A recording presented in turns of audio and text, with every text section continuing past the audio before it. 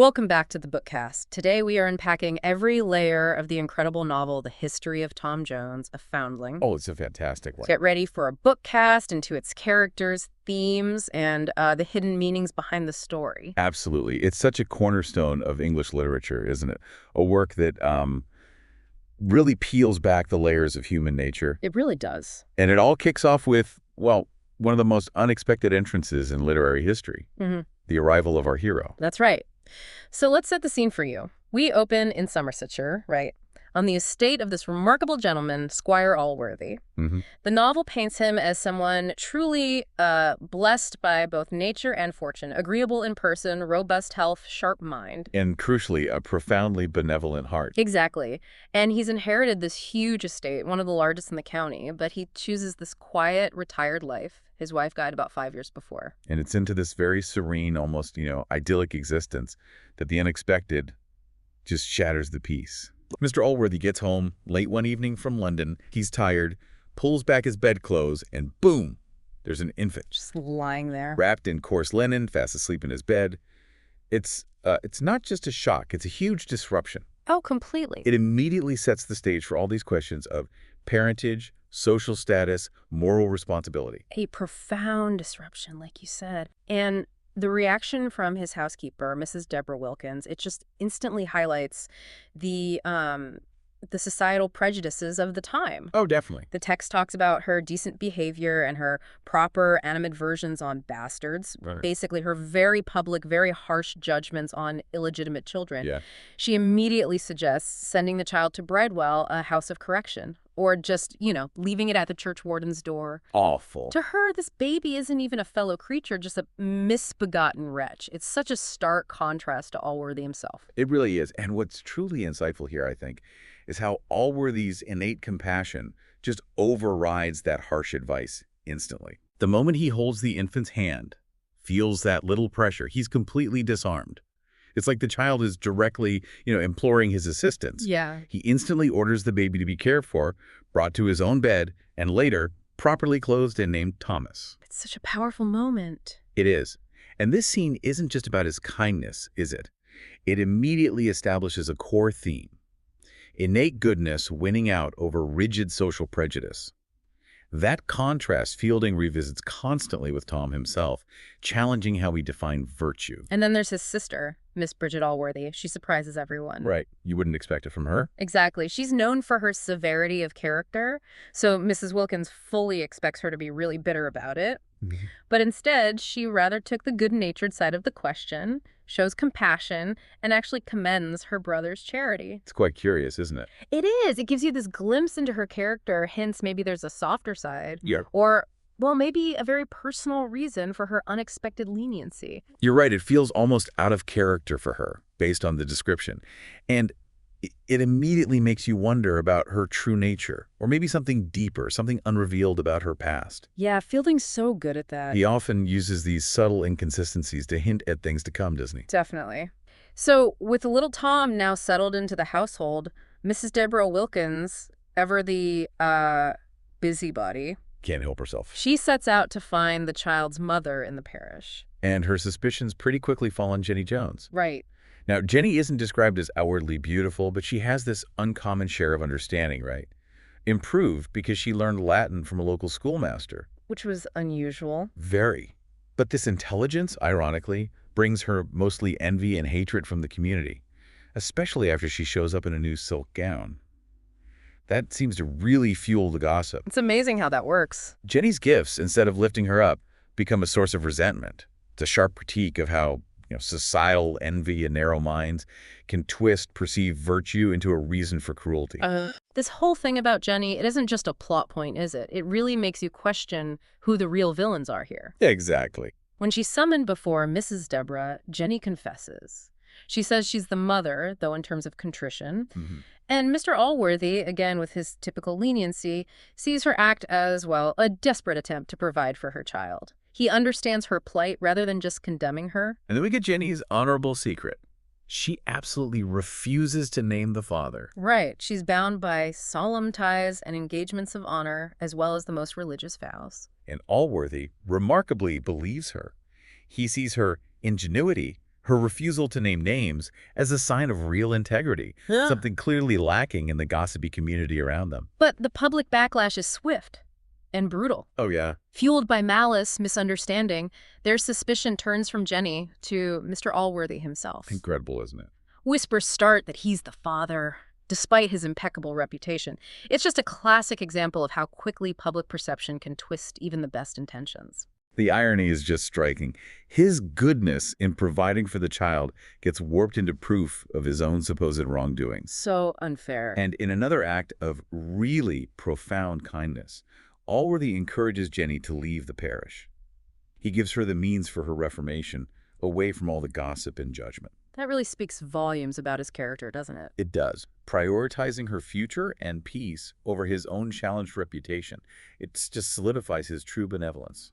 So that initial mystery of Tom's arrival really reveals the community's swift judgments. And now the novel shifts focus a bit, exploring the inner sanctum of Squire Allworthy's household. Right. New arrivals, established relationships, a whole new layer of intrigue. And it exposes different facets of human nature.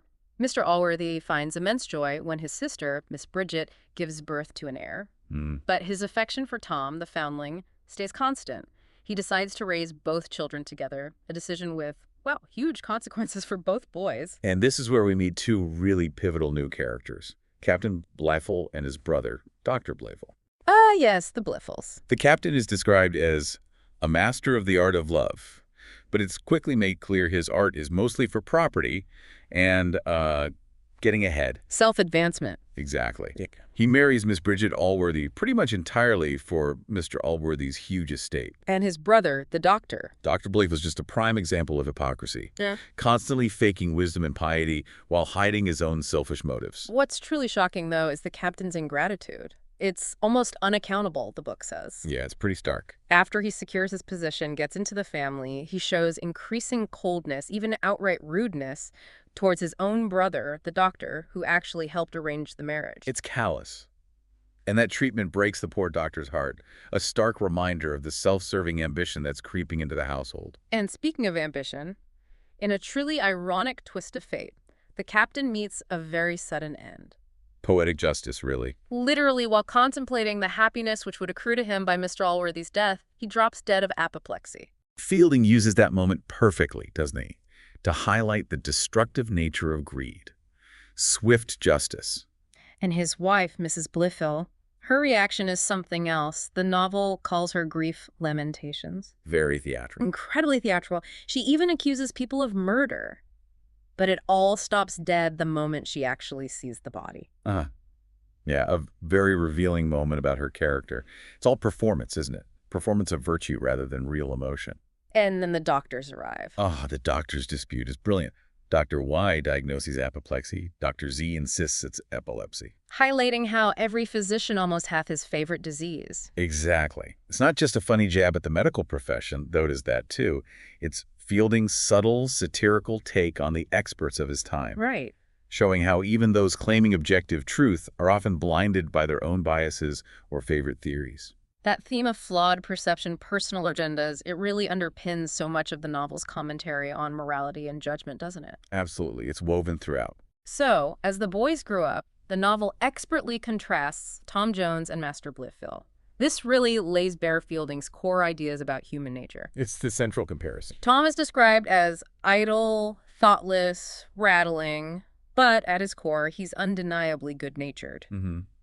Full of life, maybe a bit wild. Whereas Master Blifil is sober, discreet, and pious beyond his age, but it's all driven by self-interest and a want of ability, interestingly. Right, he lacks that natural spark Tom has. It's a classic foil designed to explore true virtue versus just the appearance of it. And this contrast comes out vividly in the partridge incident. Yeah. Tom, in a youthful mistake, trespasses to hunt a partridge. But when he gets caught, he courageously takes the blame for the gamekeeper, Black George, even takes the punishment. And there's that mystery of the two guns going off almost together. Right. That detail sort of muddies the waters about blame and perception. But it immediately sets Tom apart from Blifil, highlighting his selfless nature even if it gets him into trouble. He protects Black George. Then you have the intellectual landscape, shaped by their tutors, Mr. Thwackum, the divine, And Mr. Square, the philosopher. Polar opposites. diametrically opposed views on human nature. Thwackum believes in inherent corruption, Square in natural virtue. Yet, ironically, they both end up condemning Tom and praising Bleffel. It's incredible. Their debates about morality are constant, but the novel points out they never actually mention the word goodness. That's key. It's all abstract. It's all unalterable rule of right that squares rational principles versus the divine power of grace, Thwackum's religious dogma. It's such a sharp critique of how abstract philosophy and rigid theology can just completely miss the essence of actual human kindness. And this intellectual hypocrisy is just laid bare in what Thwackum calls Tom's sacrilege. Oh, the Bible incident. Yeah. Tom sells his Bible and some other things to help Black George's family, who are genuinely suffering. A truly compassionate act. But Thwackum, predictably, condemns it as sacrilege, completely missing the point, the kindness behind it. While Square views it differently, though he's still judgmental in his own philosophical way. And Mrs. Blifil, interestingly, sides with Square here, maybe showing her own dislike for religious rules, or maybe just aligning with whoever serves her interests at the moment. Could be either with her. Despite all this tutelage and the constant comparisons, Tom's natural talents and good nature actually win over Squire Western. The passionate hunting enthusiast. Exactly. Tom becomes a welcome guest, a favorite hunting companion. Everything the Squire values, guns, dogs, horses, are at Tom's command. And Tom, being Tom, uses this favor to help Black George consistently, just showcasing his inherent kindness and loyalty again. And speaking of Squire Western, this naturally leads us to Sophia Western. The heart of the story for Tom. Absolutely. Squire Western's beloved daughter, described as the most original character, beautiful, charming, superior character. Even patterned after Fielding's own first wife, apparently. Yes. And she's explicitly compared to Richardson's Pamela, but seen as surpassing her in spirit and humor. She embodies this active virtue, not just passive endurance. It's really touching is how her affection for Tom grows. Sophia notices his honest nature, his self-sacrificing acts, like with the bird incident. She sees through the surface. Yeah. This fosters a little kindness for Tom, and importantly, no little aversion for Master Bleffel. She seems to see his calculating nature early on, past the pious act. And that affection really intensifies after the hunting accident. Right, where Tom saves her from a bad fall, breaks his arm doing it. His gallant behavior makes a deep, lasting impression on her, solidifies her feelings. It's romantic, yes, but it also highlights Tom's instinctive heroism, not calculated virtue. And then, of course, there's Mrs. Honor, Sophia's maid. Can't keep a secret. Not at all. She starts gossiping, inadvertently revealing Sophia's growing feelings for Tom, especially after noticing how Sophia reacts to news about Tom and Molly Seagram. Molly. Which brings us to Tom's own set of problems. Exactly. It sets up the dramatic tension perfectly and reminds you how fast rumors spread and shape things in this world. Indeed. So Tom himself faces these profound conundrums: duty, desire, discovery. It gets complicated for him. When Molly Seagram is found pregnant, Tom, believing he's the father, bravely confides to Mr. Allworthy, takes the shame, promises to make amends. Even though it puts him in a bad light. Right. And Allworthy, though obviously offended by the transgression itself, is actually pleased with the honor and honesty of his self-accusation. Another instance where Tom's flawed but genuine character just shines through compared to the deceit of others. And just when you think you've got a handle on the moral compass, bam, Tom discovers Mr. Square. The philosopher. In a ridiculously compromising position with Molly Seagram. It's almost comical. It is. It totally exposes the philosopher's practical frailty, his hypocrisy. He even tries to justify it with his philosophy of fitness. Oh, the irony. It brilliantly highlights that massive gap between abstract theory and messy human reality. Just lampoons intellectual pretense. And then the truth about Molly's baby comes out. Right, further cementing Tom's good nature. In a way. He finds out Will Barnes, a country gallant, is the actual father, not him. Which must have been a relief. It eases Tom's personal guilt, sure, but importantly, his compassion for Molly doesn't vanish. He still cares, showing his fundamental empathy even when he's off the hook. This period also sees Mr. Allworthy get critically ill. He prepares his will, leaving generous sums to Tom, Thwackum, and Square. And predictably, Mrs. Deborah, the housekeeper, expresses selfish disappointment with her own legacy, just reinforcing her character. Always thinking of herself. Then, in a moment of just unrestrained joy over Allworthy's recovery, Tom, maybe celebrates a bit too much. Gets a little intoxicated with happiness, you could say. And gets into a physical fight with Thwackum and Blifil. Squire Western has to break it up. Huh. Fielding loved poking fun at the self-important, didn't he? It's almost like a stand-up routine from 300 years ago, just showing how ridiculous feigned piety looks next to genuine human emotion. And after this brawl, Sophia's reaction really hits Tom hard. A pivotal moment. Seeing his injuries, she gives him this look of inexpressible tenderness. It just floors him. It's like all his other entanglements, Molly included, just fade away in that moment, doesn't it? Yeah. It clarifies things for him, intensifies his feelings for Sophia, shifts his focus towards this more profound love. So as we sort of round out this part of the story, Tom's in this deep internal conflict. Torn. Completely torn.